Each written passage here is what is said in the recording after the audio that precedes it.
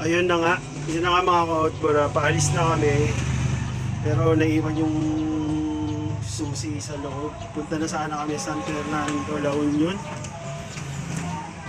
Pero naiwan yung susi sa loob. Pero nagpatawag na kami ng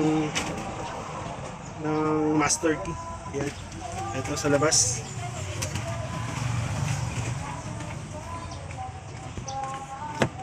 Ito. Yan. Dapat kanina pa kami nakaalis. Mga 6:30 in the morning nakaalis na sana kami. Pero sa kadahilanan nga po na naiwan yung susi sa loob. Pero antay-antay na lang po kami sa ano. Antay-antay na lang sa nagagawa yung mag-open ng ano, mag-open ng sasakyan. Ayan kuya, yung ano? Ha? Magkano yung ganyan? Ayan na po si Kuya Emil. Siya po yung mag-open ng ano, sila yung gumagawa ng mga susi. Ayan siya. Para makaalis na po kami. At punta pa po kaming La Union.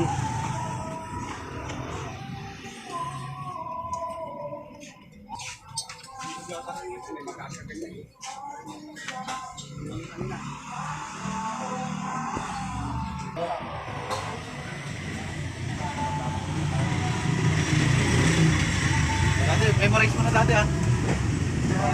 Mawalan niya ng anak buhay, magkakawan. May kotse ka na agad na din. Ayaw mo na magalit sa kotse.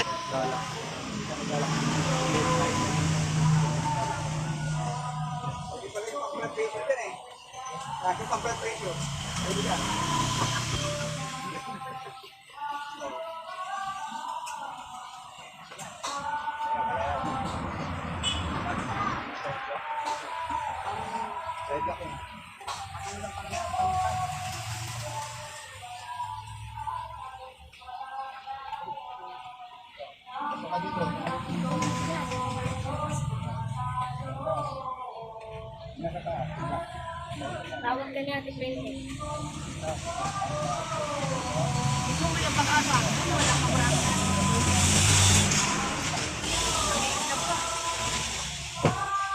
Yun! Very nice. Tapos na. Hanggang pag nalakan kayo ng sasakyan, kontakin nyo na si Kuya Emil.